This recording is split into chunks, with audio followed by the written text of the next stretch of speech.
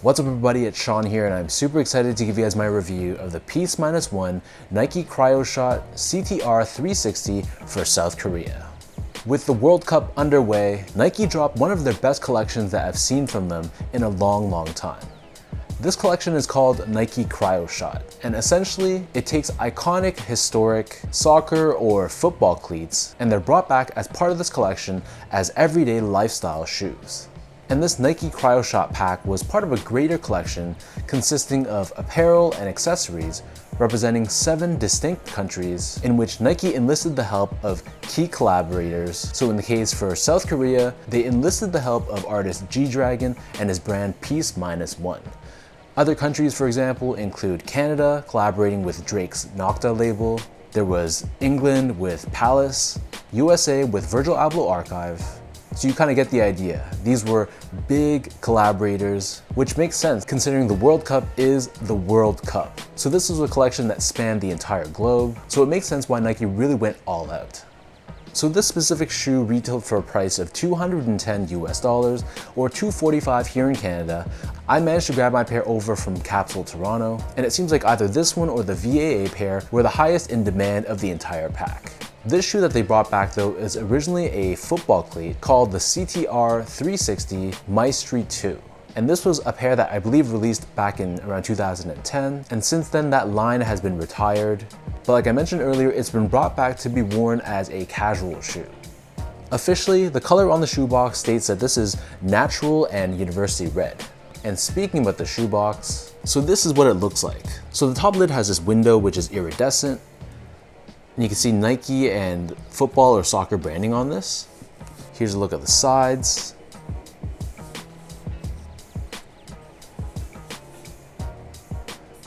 And then this front label here, if you guys can see it, it's called Nike Cryoshot GD, which I believe stands for G-Dragon.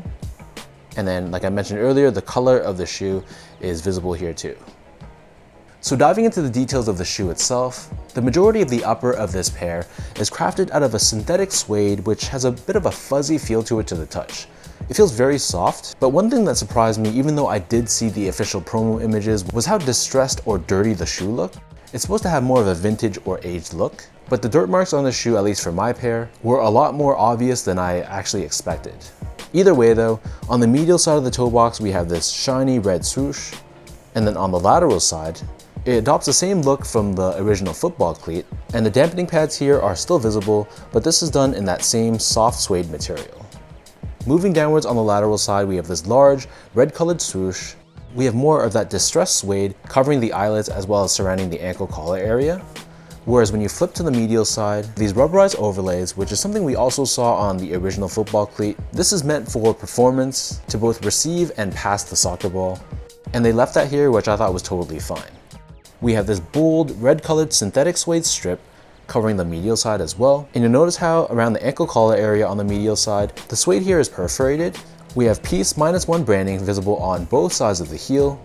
We have this embroidered floral logo, which is kind of synonymous now with Peaceminusone, along with a red swoosh at the very top of the heel. As far as the laces go, so you'll notice how this is done asymmetrically, which is actually a performance design feature to allow for more surface area for the shoe to make contact with the ball. So in the case for this shoe, it still retains that look. The laces themselves, well, we're given 2 laces. There's a flat cream colored lace, which matches the rest of the shoe perfectly, along with a bold red colored lace if you wanted to give the shoe a little bit more pop.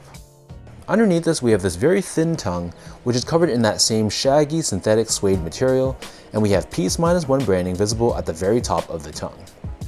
The interior of the shoe is covered in this leather liner, which gives the shoe more of a luxurious feel. And then for the insoles, this is really what makes the shoe more comfortable. So we have a very well padded foam line insole. It's covered in this synthetic leather liner on the top with Nike and that floral graphic visible on the heel. But once I flip this insole over to the other side, you'll see how the insole has this very intricate pattern to it, almost resembling abstract faces. And like I mentioned, this insole is very well padded, and we have a heel zoom air unit, which helps with impact protection and shock absorption. So for the Nike Cryoshot line, Nike spent a long time researching and developing a way to encase the original football cleat inside this TPU shell, which allows the shoe to retain its classic look, but giving the wearer more comfort and allowing them to wear this on the streets. So in the case for this pair, the TPU here is given this aged yellowed finish, so it's not as visible as some of the other pairs in this collection, but you can still see how the studs of this cleat are still kept in their normal form, as if the factory just took the original shoe or boot and just wrapped it in this hard plastic coating, and the end result I thought was absolutely incredible. When I turn this pair over to the bottom, so we still have a translucent outsole here, crafted entirely out of TPU, but we do have rubber nubs or pods. These are these red colored hits, which are scattered around both the forefoot and the heel. Underneath this, you can see the Peaceminusone floral graphic once again, and when you angle the outsole a certain way, you can see how Nike gave the TPU essentially a faux traction pattern. So this area isn't really going to do too much contact with the ground, but there is still a little bit of traction in the case that it does. But I don't know how effective the traction of hard TPU will be. I suspect it's going to be pretty slippery if your feet don't land directly on the ground with these rubber pods. So that breaks down the look and the construction of this shoe. And for those wondering about sizing, I know that's the million-dollar question. So I'm a true size 10, slightly on the wider side. I got these in a size 10 and they fit me pretty comfortably. I was kind of scared that they'd be very, very narrow, but trying these on with normal socks, they actually fit decently comfortable, not too snug width-wise, and there's actually a little bit extra room length-wise. So I feel like for most people, you can go true to size with this specific shoe. I don't know how the other shoes in this collection will fit, but going with your normal Nike size should fit you okay.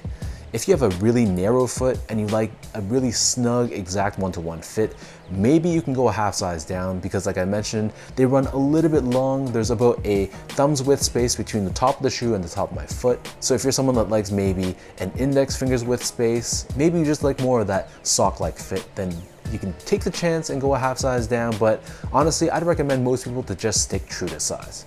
If you have like a really wide foot, I feel like you might be better off going up half a size or just avoiding the shoe altogether. But for me at least, I didn't feel that going true to size fit me snug. There was no pressure points whatsoever. So I was really happy that I opted for my normal size 10. Next up in terms of the comfort. So first off, this is a pretty heavy feeling shoe. It makes sense considering this hard TPU casing, which has a decent amount of heft and weight to it. But honestly, the comfort of the shoe wasn't that bad. I was expecting something extremely hard, but because of the thick plush foam in the drop-in insole along with the Zoom Air bag underneath the heel, it feels okay. I'm not gonna lie and say it's a very comfortable shoe, it's not. But if I know I'm not gonna be walking a lot of steps within a day, or if I'm just gonna be walking around a mall or driving to a place, I think this is gonna be a fine shoe to wear. Finally, in terms of the overall quality and the craftsmanship, so first off, the material quality on this particular pair wasn't the best. They do utilize mostly synthetic suede, but to me, it wasn't that bad of a deal. This suede, like I mentioned, has a nice feel to it. In certain areas, it almost feels like a fluffy towel. So yes, it's not some top grade suede, but what we got wasn't bad either. And I thought the overall build quality was decent too.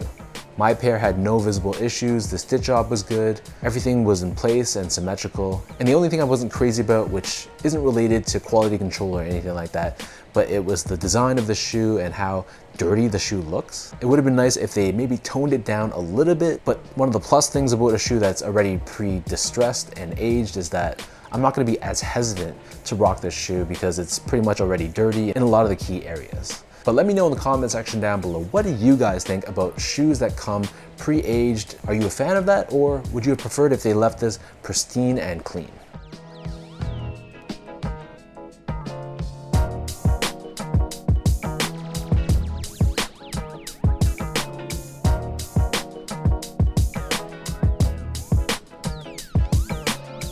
So with all that out of the way now, let me toss these on feet, I'll lace them up, and I'll show you guys how these look.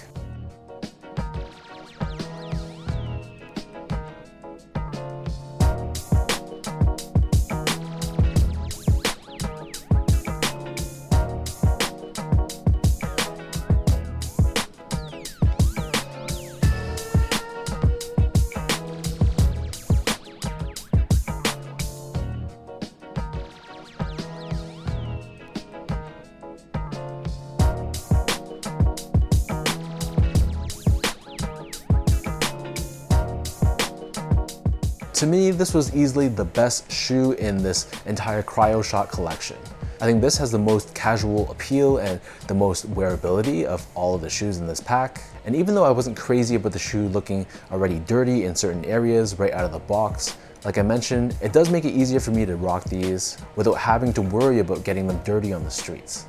As far as Nike goes, I applaud them for really thinking outside of the box and delivering something that we really haven't seen before. I thought this Cryoshot collection, even though some of the pairs weren't my cup of tea, but the way that they were able to execute this collection and roll it out along with the apparel and the accessories and all that stuff, I thought they did an amazing job. And this is honestly some of the best stuff coming out of Nike that I can remember in a long, long time. So leave your thoughts down below. Let me know, what do you guys think about this Peaceminusone Nike Cryoshot CTR 360?